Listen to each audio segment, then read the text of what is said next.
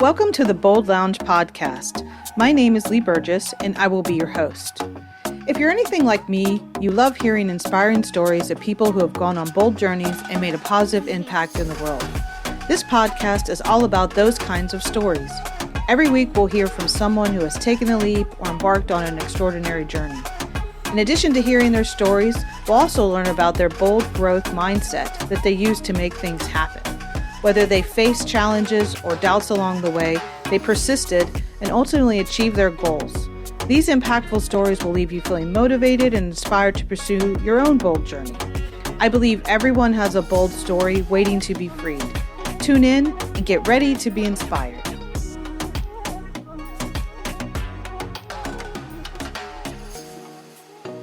Welcome to the Bold Lounge. Today I have Lisa Sun. She is the founder and CEO of Gravitas and also the national bestseller of her new book called Gravitas. Welcome to the Bold Lounge. Thank you so much for having me, Lee. I'm really excited to jump into boldness and all the things that actually goes along with gravitas and confidence.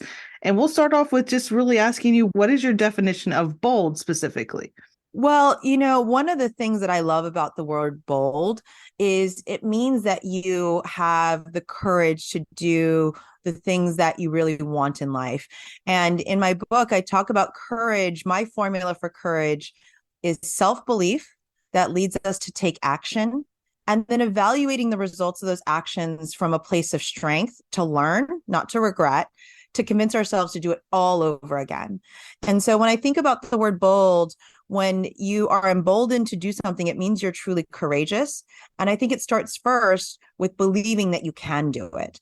And so much of what I write about and talk about and imbue our company with is this idea of you have to see yourself first. You have to believe in yourself first if you want to take that step to do something really bold in life. Yeah, beliefs are the basis, I believe, of which everything grows from. So if you want to succeed, or you want to actually try something new, or you want to do something that maybe you're scared of, or it's just, you feel very fearful of, your beliefs are going to help you or they're going to harm you. That's how I look at beliefs. So obviously there's ones out there that, fear in itself is meant to protect you, right? So sometimes we kind of get stopped in our tracks with that, with regard to when we're being bold, but it's kind of being able to step forward and take that right, left into the next parts of your life, or the next thing you want to explore, or maybe just something you want to consider. Because I think I'll be interested to hear your thoughts about gravitas and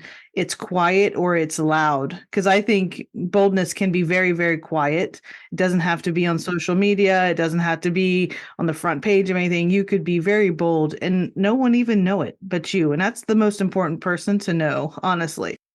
Yes, exactly. And I love that what we do share the value around is mindset drives behavior. Mm-hmm. And so much of what I talk about and write about is gravitas is a mindset and a choice before it becomes a behavior. Mm-hmm. 90% of the work is really mindset. Only 10% is what others can see. And so how you evaluate and value yourself first is the most important step in terms of being bold and taking action in your life. Yeah, excellent. So when was the first time, based on your definition, that you remember, or a memorable moment of boldness for you? Well, I believe we're all born fully self-confident. If anyone has ever been around a 5-year-old, 5-year-olds are really bold. If you ask a 5-year-old what they're the best at in the world, they'll tell you, I'm the best at soccer, I'm the best at hugs, I'm the best at everything. We haven't experienced setback, disappointment. We don't see our flaws. We only see our potential and our strengths. And so I do an exercise, and I know you can see me on screen, but for your listeners, everyone on our team has a photo of themselves as a child or as a time they were really powerful if they have a traumatic childhood. And I think that inner child is the first time you were bold. So I always say it's not what advice would you give your 9-year-old self. I would actually take advice from my 9-year-old self, because when I was 9 years old, I was going to be Chief Justice of the Supreme Court, President of the United States. I could still be one of those. Mm-hmm. And so I think about being bold as being a young child and frankly, working in my parents' Mongolian barbecue, all you can eat, $4.95 at lunch, $12.95 at dinner, and running the cash register, and just having to help my parents with their company and their business. So I always say the first time I was bold was when I was a child. I thought everything was possible. There was nothing cut off in terms of my option sets. And if we can all just go back to that inner child, what wouldn't be possible in our lives? Yeah, I think you make a really good point because I've talked about that with boldness as well. When I was younger, no one could stop me. Like, I was on boys' soccer leagues and things like that because then girls weren't playing sports. And so my mom signed me up for soccer and they were like, oh, well, maybe you should be more careful. And, girls don't play soccer, that kind of stuff. And I remember that I was in second grade. I remember that as a really bold moment in my life, but it was us just being us. And then kind of as you go through your life, 20s still really bold, probably sometimes too bold, thinking people wanted to hear my opinion, those sort of things. And then something happened in the 40s where I just started to kind of wanted to, fit in, wanted to not make too much fuss, but still be me. But it was really hard in the corporate world. And it just got actually extremely tiring and exhausting. Yeah. And I think that led to my burnout, which happened in 48 when I started my business, which it's flipped the other way where I'm like, I can be me. I'm around people who want to be around someone like me, or, I don't have to feel like I have to be different, but something happens in the middle. At least for me, that's where Yeah. it happened. And for others, it could happen earlier. But I think you make a really, really good point that we're born confident. We have confidence, but we have boldness within us as well. And they're partners. I think confidence and courage and boldness are cousins. There's not one without the other. There's not one with the other. Yeah. And that's actually in chapter 2 of my book. What I get into is there are 6 forces that hold us back from the confidence we started with. And these 6 forces, especially in places like corporate America, for men, those forces start to be alleviated. And for women, they get exacerbated. They actually get amplified. And so I'm not surprised by your story of, I was so bold in my younger years. And then these 6 forces, which I write about, form the basis of an inner critic that as we experience setback, disappointment, systemic bias, they just get amplified. So much so that we have to make a choice to break out of them. Yeah. One fun fact is we did a 1,000-person quantitative study on confidence in America, along with 32 focus groups. I do want to blow your mind for a moment. Women over the age of 55 were the most powerful in our data set. And it's because they have the most number of superpowers. They have time, talent, and treasure. And they've learned to make this choice. They've learned that they can't let other people define who they are. And we've become such an ageist society. I am in my 40s as well. And I started my business much later in life. I'm so happy I did because I started it with so many more resources than I would have if I'd done it in my 20s. But this is all, I think, what I love. And we can get into these 6 forces. But until you can understand which of these 6 forces are impacting you, you can't solve the problem, right? You got to really diagnose what it is that you're going through for you to jump to the other side, to make a choice to self-confidence and therefore be bold. Yeah. So let's start there. So as you kind of came out, obviously the 9-year-old that was ready to be anything she wanted to be, going through, high school and college, how did your gravitas build, or did it become something different than what it is today? Well, let's step back and say, I think we as a society have mislabeled what gravitas is. Okay. And I think for hundreds of years, we've let essentially men define what it is. And when I say confidence or gravitas, you immediately think assertive, be outspoken, be extroverted, stand on a stage. If you look up the word confident in the dictionary, it has nothing to do with that. It has nothing to do with performance, bravado, or swagger. It's an understanding of, appreciation of, and trust in your own abilities. Something, by the way, my 9-year-old could do, my 9-year-old self could do. Yeah. But because of the 6 forces that work on us, I'll give you a few of them as an example. One of them is called deficit mindset, where you see your weaknesses over your potential, or you see what's missing over your strengths. The best example is when you look in the mirror, do you look for your beautiful eyes or the new wrinkle that's developed? I think as a young child, you didn't know what the word chubby was. You didn't know what body image was. And I think as a result, you start to develop a deficit mindset. Another one is called the shrinking effect, where you shortchange yourself. You underestimate yourself versus others. This is why women say sorry, even when they're not sorry, because they think they're obviously in the wrong. It's one of the top 3 things women do in our data set is comfort others, get things done, and admit when they're wrong out of 30 things that we tested. It's also why women will only apply for a job if they're 100% qualified, but men will apply if they're only 60% qualified. They're like, men are like, this is good enough. They're like, no, no, no, I'm I'm going to shortchange myself and talk myself out of the opportunity. Another one is superhero facade, where you pretend that everything in your life is perfect. Well, if everything's perfect, then you don't invite anyone to have fingerprints on the journey. Shonda Rhimes said, whenever I'm succeeding in one part of my life, I'm failing in another. The most confident people are pretty honest about the inventory of what's going on in their lives. Satisfaction conundrum, where we tie our happiness or self-worth to an external marker of success. I'll be happy when I lose 10 pounds. I'll be happy when I get that promotion. When we tie our self-worth to an external marker, if we don't get it, we beat ourselves up. And if we do, we just chase the next one. Okay, I think I could lose another 5 pounds. I'm not saying not to be ambitious, but know yourself and value yourself outside of that validation, right? Those are just a smattering. Those are 4 of the 6 forces that work against us. And I think it's really important when we experience upset, disappointment, to say, okay, which of these 6 forces is affecting me? What is really going on here? And then we can jump to, how do we address it? The best example I'll give you, our head designer, who just walked in right before we started recording, he came in one day and he said, I'm really sad. And I said, okay, which of these 6 forces? He's like, I'm not going to do your exercise, Lisa. I said, no, which of these 6 forces? And he pointed to satisfaction conundrum. And I said, well, what's going on? It's not just, when you ask a kid, you don't say, are you sad? You say, what's happening? And he said, well, I injured my shoulder this year and I had to step down as the captain of my volleyball team in this big league in New York City. And I just went on Instagram and I saw that team won the gold medal. I'm not in the photo. I'm not a part of that moment. And I tied so much of my happiness this year to being the captain. And I said, okay, can we step back and talk about all the abundance in your life? And I said, tell me everything that's going well in your life. What are you most proud of this year?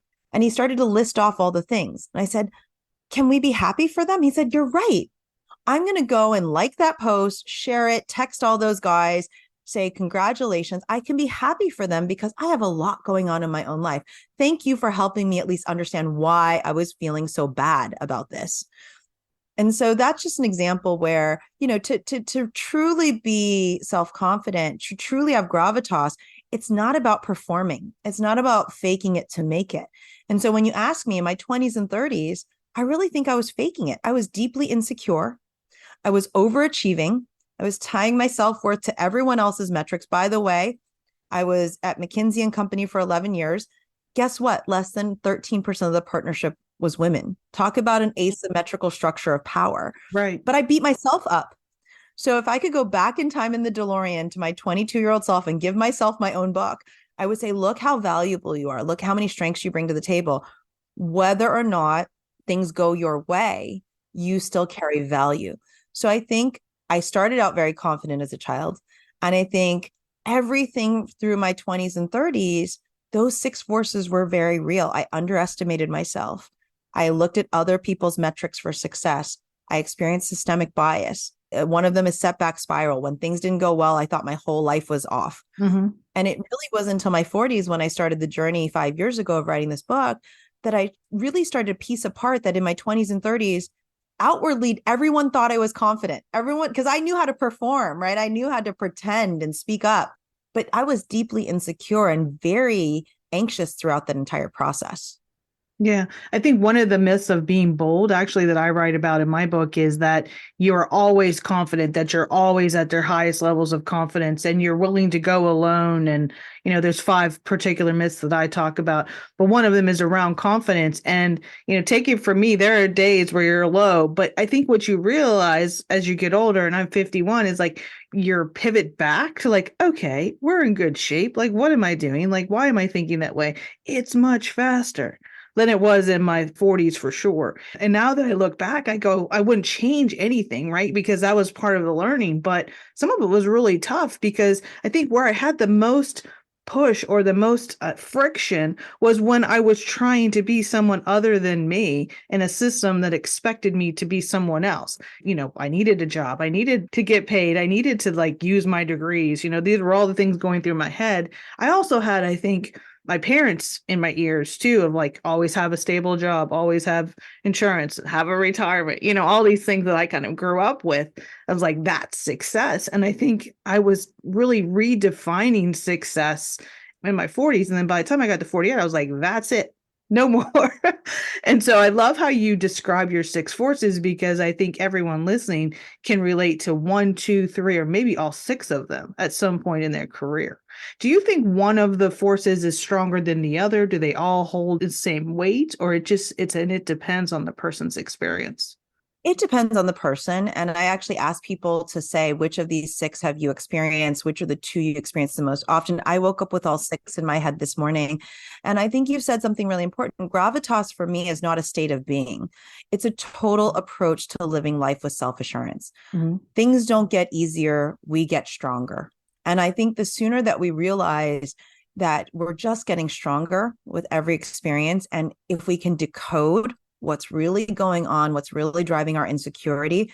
And then we learn how to get the megaphone of our superpowers in our head to drown out the inner critic. Mm-hmm. And it's really an approach, because day to day, you're going to have a healthy amount of self-doubt.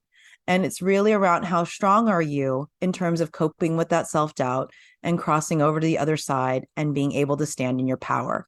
The best example that I have, and I know we're going to dig into the 8 superpowers we've identified, is in March of 2020, I make women's workwear, right? I have a fashion company. And in March of 2020, when offices closed for an indefinite period of time, the sales of my company were not zero, they were negative. We have a 30-day return policy.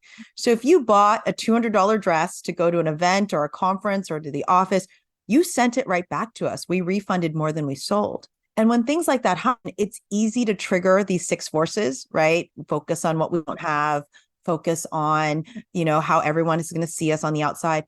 What I did is I focused on what we did have. And I said, team, what are our superpowers? How strong are we in this moment? What gas do we have in the tank? We got to be a speedboat because everyone else is going to be an aircraft carrier. And for 72 days, we made hospital gowns and face masks. From April 3rd of 2020 to July 13th of 2020, we made face masks and hospital gowns to keep the lights on and to pivot our business with purpose and not with profit in mind. But that is a very different mindset than, okay, we've refunded, the bank account is negative. Mm-hmm. Okay, we've got nothing left.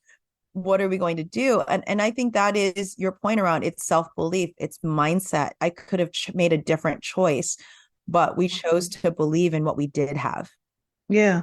And I think also in there you didn't wallow in anything that was negative. Like there was so much negative at that point in time, but it was like, we're not even going to spend more than, a minute thinking about that. We're going to actually figure out how to pivot. And again, that speed to pivot was extremely fast for you and your company. And your company is not only providing, something for us out here with your wonderful apparel, but also like you provide for the families and the employees that you have for their livelihood.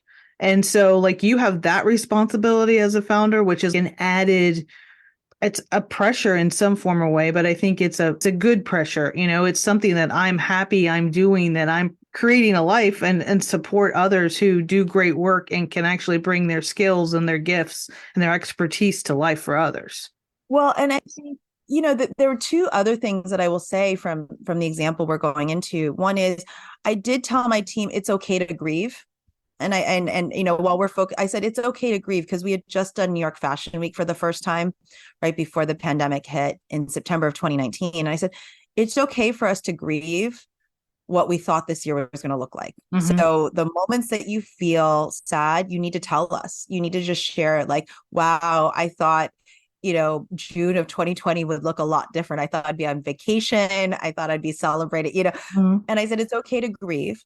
And we should share in that. We should also focus on what we still do have. And the second thing, though, is I truly try my best to live what we write about. I wasn't a superhero in that moment. One of my superpowers is called performing. I put on LinkedIn, dear LinkedIn community, the sales of my company are negative. If you have a company that needs a face mask or a hospital gown, will you DM me? Mm-hmm. And people raise their hands. They message me. I need 2,000 face masks. And I really love that people walk the talk of lifting up others. You did that, Lee, right? We hadn't even met. And you're like, we're doing this event together in February. I'd like to support your team. I want to buy books and I want to buy a pouch for everyone there. That is really putting your purchasing power against something that helps others. Mhm. And that surprised me. I was like, I have nothing to lose. We've already lost everything this month. I have nothing to lose. So don't be a superhero. Tell people what you're doing Mhm. and they will raise their hands. And that, I think, started to get people excited about, okay, if this little company, this little fashion company can do so much good, what else can I do? And we got so many messages about that as well. Yeah. One of the things you talk about is courage, compassion, and connection, and how they are such important ingredients in Gravitas and kind of leading us towards the eight that we're going to talk about in just a few. But tell me a little bit about courage, compassion, and connection and how they work together to help us either feel or have more Gravitas in our lives. And this is really the question that I asked myself when we were writing the book is like, well, why do you want gravitas? Okay, sure, there's things you want in life, there's things you want to accomplish, but what really are we moving towards? And I said, I call them the 3 C's: courage, compassion, and connection, are really the outcomes of an approach to living life with self-assurance. This is what I want for you. This is why you're going on this journey with me.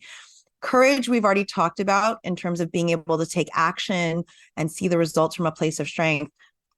Compassion is a really important one. And I divide that into self-compassion and compassion for others. If you see yourself in the best light possible, first of all, you can give yourself self-compassion. Mhm. And I think we beat ourselves up. We are our own worst critics. And when you go, you know what, here are my 4 or 5 strengths, or maybe I have all 8. I'm guessing, Lee, you have close to all 8. There's 2% of our data set has all 8.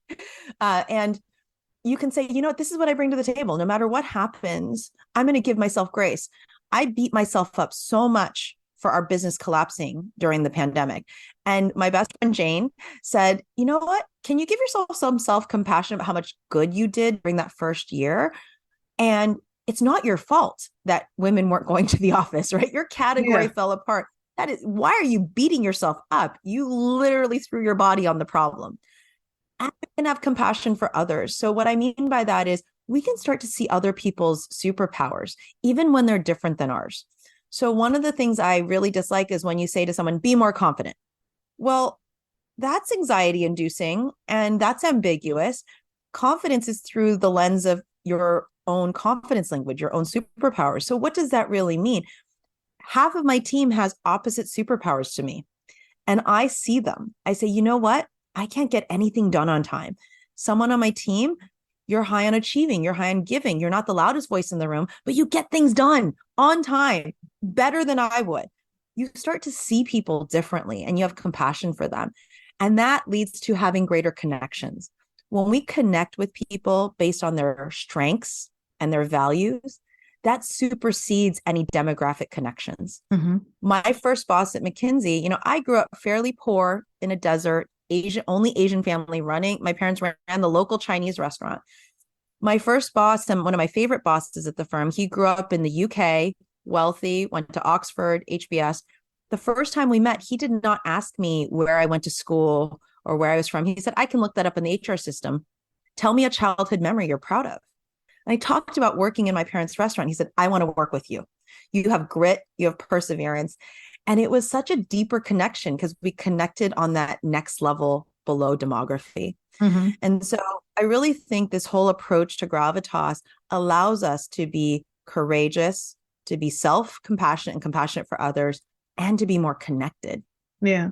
I think sometimes, and I had a conversation the other day, it was about the aperture that we are putting on our life, right? Or our aperture we have on others. So like, is it really small or are we actually looking at the bigger picture of things? So when we talk about those 3 very important elements, I think sometimes we may be shorting ourselves because our aperture isn't open wide enough, right? In the sense of self-compassion or compassion for others, or seeing others for who they are and what their gifts are, and not expecting everyone to have every single, using your 8 superpowers, every superpower. For me, like I am highly creative, but I am not detail oriented.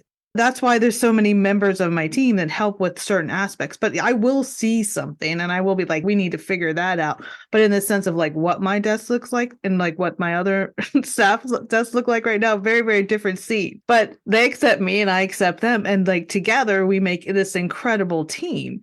but we're not always taught it's okay to have a messy desk, because I know where everything is, but it's could stress some people out for sure. Oh, I have the messiest desk in the office. I see you, Lee. I see you and I value you. Thank And you. I sit Thank you. beside it. But I one of my favorite anecdotes from my book is David Foster Wallace's commencement speech at Kenyon College. And he says, I love your phrase, open the aperture. He talks about when we see the water, but he gives an example where maybe you're in the grocery store line and there's a lot of people in front of you and the cashier is going really slow and you're upset at that person. You're like so angry, you're late, you're going to get stuck in traffic. And he goes, but if you take a moment and you have compassion, you might say, wow, maybe she has a sick husband and she's been staying up late at night. And that's why she's going so slow. She's just tired. Or maybe she's worried about paying her mortgage. Or, when you take a moment and you can say, wow, everyone's got these six forces going on in their head, or everyone around me has got their own set of things, you make a different choice. You move out of a default position where you're the center of the universe. Not that I don't want you to value yourself, but you start to see someone and go, okay, you know what? That person's doing the best they can in this moment. Yeah. Let me just pause. My problems are not that hard right now. I love that open the aperture. Yeah, that quick step back of like, okay, what is important right now? So let's jump into the 8 superpowers. So I just want to read them out. So there's leading, performing, achieving, giving, knowing, creating, believing, and self-sustaining. So first of all, maybe cue us up for like how we should look at these as we read the book. Obviously, it tells us how to use them, but how did you create them and what can we use them for? Well, I do an exercise with people where I ask people what they're the best at in the world, a question a 5-year-old can answer. And what I realized is people either didn't know how to answer the question or they belittled their answers. Oh, I just get things done on time. It's so boring. And what I said is if we're going to break down confidence into a set of elements, let's go do a quantitative study. So we surveyed 1,000 people. I got my old boss from McKinsey to come out of retirement to lead the research. And we did 32 focus groups. I love focus groups during a pandemic. People will tell you lots of things when they're stuck at home. What we discovered is confidence isn't just one thing. It's 8 different strengths. It's not a personality test. You can go to myconfidencelanguage.com and take the free quiz. It's an inventory of your talents and it grows over time. Most people have 2 or 3. My mom took the quiz. She's got all 8. She's like, I take your quiz. I have all 8. But it's really about what strengths are you bringing to the table? Which ones do you want to develop for what reasons? And the 8 just naturally fell out of the data set. It was a cluster analysis. So leading, I'm in charge. I set direction. I inspire followership. I'm in command. Performing, which is what I'm doing with you today, extroversion, charisma, the exchange of energy between 2 people or many people. You like having an audience. Those 2 qualities of confidence, leading and performing, are the most written about, talked about. Mm-hmm. They're the behavioral ones, though. And less than 20% of our data set have those as superpowers. The other 6 is what 80% of people have. Achieving, I get things done. I have a winner's mindset. Practice makes perfect. If it doesn't work out, I keep trying. I set goals and I meet or exceed them. Giving, I support others. I nurture and am empathetic. Knowing, I'm the smartest, most well-researched, most thoughtful person in the room. I love process. These are the 3 women in the movie Hidden Figures. How do 3 Black women at NASA do so well? Knowing was their superpower. They weren't in charge. They weren't performing, right? They were the knowers in the room. I love that movie, by the way. Talk about being bold. Yeah, there's a lot of bold ladies. The next one I'll talk about is believing. If you're a Ted Lasso fan, believing was Ted Lasso's superpower. He believes in positive intent. He sees the best in everyone. I'm not here to win or lose. I'm here to make them the best version possible of themselves. So believing is optimism. If things don't work out, they weren't meant to be. Creating, which is, I think, probably your number one, my number one. I can will ideas into existence. I can create something from nothing. I can believe in something before I see it. And self-sustaining, which is very hard. I like myself. I don't need to impress you. I know my market value. It's the quality most needed to overcome criticism or ask for a favor or a raise. And it's the quality that actually a lot of women as they age start to develop. They're like, I don't need to impress you. I know what my worth is. But together, all 8 become a more complete picture. And this is when I say the loudest voice in the room isn't always the most confident. When my mom looked at the data set, she goes, oh, when a tsunami happened, men make speech and women clean up the beach. Thank you. I finally have superpowers for getting credit for cleaning up the beach. This is why Janet Yellen, when she was nominated to be the first woman head of the Federal Reserve in 2013, she was told she didn't have the gravitas in the press. And Ezra Klein at the Washington Post wrote an op-ed. He said, it's because our pervasive view of gravitas does not stretch to include her. Mm-hmm. She's soft-spoken. She's collaborative. By the way, she's the most qualified for the job. Why do we only label gravitas as charisma, extroversion, and male attributes? Mm-hmm. We have to expand the definitions of success. We have to expand those metrics.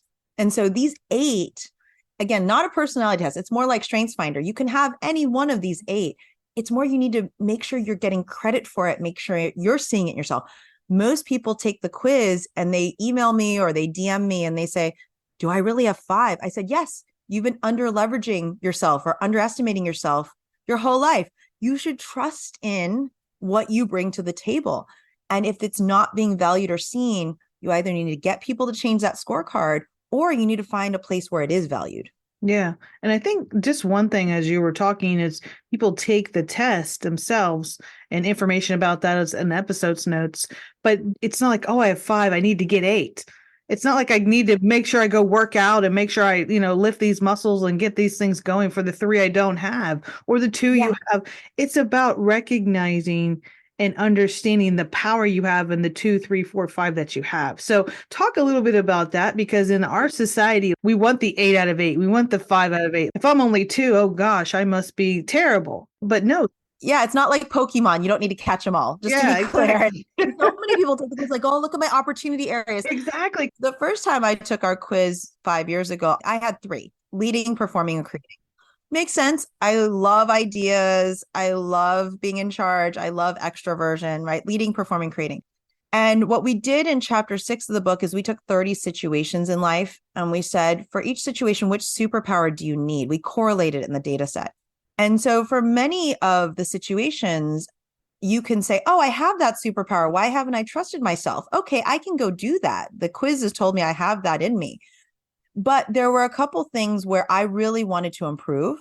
And so over the last 3 years, I've added giving. That's my 4th one now. And I have a half a point, like I don't have on self-sustaining. Mm-hmm. And the reason is, one of the 30 situations is starting your own business. To start your own business, you need to have leading, performing, creating, and self-sustaining. And when I saw this in the data set, I was like, wow, there's one superpower I don't have, but I really want to start working on it. So self-sustaining, when people criticize you, when people give you feedback, do you see it as a stick of dynamite or a gift?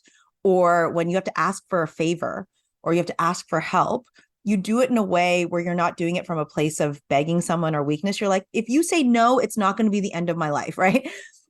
And so I think you can be happy with the set you have and know what you're set up to do. But sometimes there's a situation or another person where you're like, I want to start developing a little bit of that. I don't need that as a superpower, but I need to know how to do enough of it. Mm-hmm. Like if you have to give a toast at a wedding and you don't have performing, that's a moment where you do want to practice it.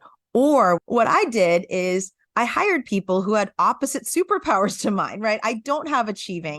I don't have knowing. I can't get things done on time. So I brought people on the team and I celebrated their strengths. And I said, you don't have to lead or perform, because if everyone led and performed, we'd get nothing done. Mm-hmm. I love that you're achieving. I love that you're knowing, like, go get it done, right? And I celebrate you for that. Yeah. So you don't need all 8. You need to add the ones you want, or hire for them, or bring them, or even in your family. I had a lot of people over Thanksgiving dinner take the quiz together. My favorite story from Thanksgiving this year, a woman wrote me saying, my family took your quiz after Thanksgiving dinner. We just thought it'd be fun to know our family's superpowers. Mm-hmm. I think that I have been taking away my younger son's power his whole life. I was like shocked by this. She said, I have 2 boys. One took the quiz and he's leading and performing, and that makes sense. We go to a party and he's the life of the party, center of attention. My younger one is giving and knowing, and he can read any book cover to cover. And we would go to parties when he was younger, and I say, oh, my younger boy or my older boy, he'll have you in stitches. My younger boy, he won't talk to you. He's shy.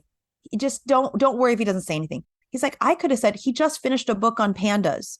If you have any question of pandas, go engage with him. He loves one-on-one conversations. He'll tell you everything he knows about pandas. He'll have so much fun telling you. And she said, it's just because society labeled one as good and one as shy, right? And she said, I fell into that trap. And I think so many of us do that, right? Where we're like, oh, society's told us this. And yet, guess what? There's so much value in these other superpowers. I think there's your second book, like Gravitas for Parents. That's a great example of someone just being a parent. Sometimes being a parent is really trial and error. So like you're not perfect, and you realize as you get older, maybe the mistakes you made when you were younger as a parent, but luckily your kids forgive you, and hopefully they don't leave permanent scars, like, because there's no book, right? There's no like, this is the way you do it. But I think understanding your child and also understanding yourself and others is such an important piece. And I think sometimes we either judge too quickly, we use conventions that exist that is supposed to be our comparators of what we're supposed to, be, or how we're supposed to act. Like, women are not supposed to be speaking out. Women are not supposed to stand out. We're supposed to kind of fit in and kind of go with the flow and, make sure you create harmony. I mean, that was something that I was told one time in my career. It's like, Lee, you're not creating harmony. And I'm like, well, stuff is really jacked up. I can't right now. It's my job to point out that this is not the way we want to be. So harmony is not even in the forefront of my thoughts. One thing is, it's not licensed to give parenting advice, but what I will say is I've been really excited to see how men and fathers have reacted to the book. I would say a third to half the readership, even though I wrote the book with primarily women in mind, a lot of men have written me saying, I love what you taught me. I have been measuring women on my team or people in my life by the wrong scorecard. There's a piece of data in my book where I talk about Kelly Shue, a professor at the Yale School of Management. She evaluated 30,000 employee records, and men were rated the highest on promotion potential, but the lowest on performance and results. And women were the opposite. They were the highest performers, but the least promotable. And when she double clicked on promotability, it was extroversion and charisma, subjective metrics. And she said 40% of the pay gap related to promotion is a completely subjective metric created by a scorecard that was not made by us or for us. Mm-hmm. And what it ended up leading a lot of male leaders who've read the book have said, oh my gosh, I have a young daughter. How do I help her through this? And I said, let's be clear, those 6 forces, they're happening. A lot of men are like, my daughter just turned 12 and I see all 6 of these forces. I said, but with men, over time, the system makes them feel better about them, right? Mm-hmm. But women, they just make us feel worse. And a lot of men have said, okay, can you please write the book for 15-year-olds to 22-year-olds, because with the added layer of social media and, they need it more. And I said, well, that's something I've lived. Like, that's a lived experience I have about being an outsider, always not fitting the mold. I've been various sizes, right? 22, 12, 8, I've been so many, from a body image standpoint, so many sizes. That's a book that I could write. And that is a lived experience, because I do think there's so much more pressure. Mm-hmm. And a lot of these young girls have been sold lean in and girl boss. By the way, important, because they opened a conversation 10 years ago, but that's incomplete, right? That's teaching us to perform and pretend and live up to a corporate slogan of be more confident today. I think it's really about authentically valuing yourself. And that's a skill set that I think translates to a younger generation. Yeah, for sure. Yeah. So I'm ready for your next book on that. You know how hard it is, Lee. I'm not sure I have it in me. Start today. You absolutely have it in you. Too soon. This was 5 years of my life. Too soon. I hear that for sure. Okay, we'll just put it in the parking lot of consideration, but definitely needed.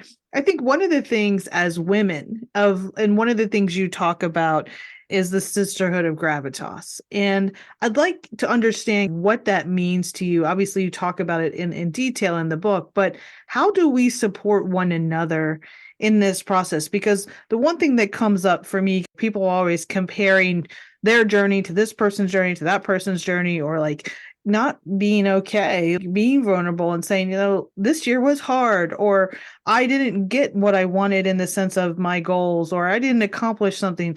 I think there's a sense of, and I think these are why some of the things that I do have clicked or been successful, is because we come together, we do connect. We create a way to actually help others maybe build or sustain or just nurture their own confidence. And so tell me a little bit about what the sisterhood means in the book. Well, and you walk the talk of it, by the way. I just have to be open with you. You walk the talk of it, Lee. You are the embodiment of sisterhood. And here's what I mean. We are living in one of the most exciting times in feminism. And if you think about the 60s or 70s, that was the first wave where we needed to get bank accounts and to be able to be in the workplace. 80s and 90s, by the way, Helen Gurley Brown said, not can we have it all, but can we have all the choices? And then if you think about 2000s, 2010s is really about Me Too activism, using our voice to amplify important issues. I think this is the fourth wave, which we're sitting in, which is, I call it the abundance mindset. It's not scarcity. So many of my female bosses lived in the scarcity generation of there was only one seat. And by the way, even when I had that seat, I wasn't in a position of power to help you. I was only in a position of power to be tough on you, right? The men could help you because they were more powerful. We are living in a world of abundance where there can have multiple seats. There's room for so many of us. And the more we stop competing with each other and comparing ourselves, and the more we just start unabashedly supporting each other. By the way, we can do that if we know our own value, if we like ourselves. If you like yourself, if you know what you do has value, then you feel totally comfortable opening up your Rolodex to someone, saying, how can I help you? How can I hype your work? How can I amplify it? And someone said to me, Lisa, you may never end up being a billionaire on paper. I don't need to be. But I want to be a billionaire in terms of total value created, the connections I've made, the opportunities I've created for other people. So that sisterhood, we have to actually support each other with purchasing power, opportunities, amplifying each other's work. Everyone's on their own path. Ours will just look different. It may be slower, but it's ours. So, but Lee, you do that. You actually walk the talk. Like, we met over text message. We had never actually had a real conversation. And over Thanksgiving weekend on Black Friday, I was like, can I just call you? Yeah. You're like, do I know you?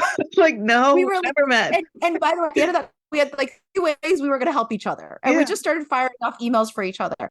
But we just met. And yet we see each other. We know how we're trying to amplify each other's work. Yeah.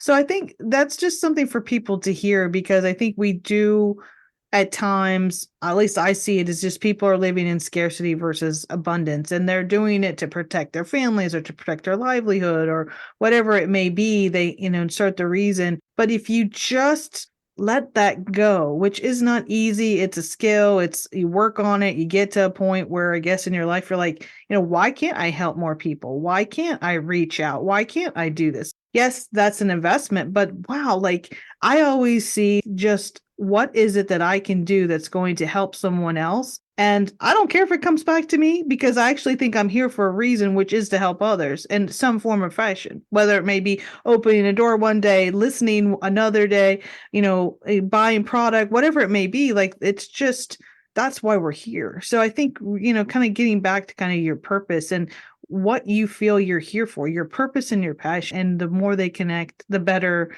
I think you will feel, and your actions will align with really what you want to accomplish in life. So I'm so excited about this book. I want to get it in everyone's hands possible. And all the information about that is below. Thank you so much for being on the Bold Lounge today, Lisa. Lee, this was one of my favorite conversations this year. I'm just so happy that we're in each other's lives now. Thank you so much. Thank you for listening to the Bold Lounge podcast. Through the continuum of bold stories, vulnerability to taking a leap, you will meet more extraordinary people making a positive impact for others through their unique and important story.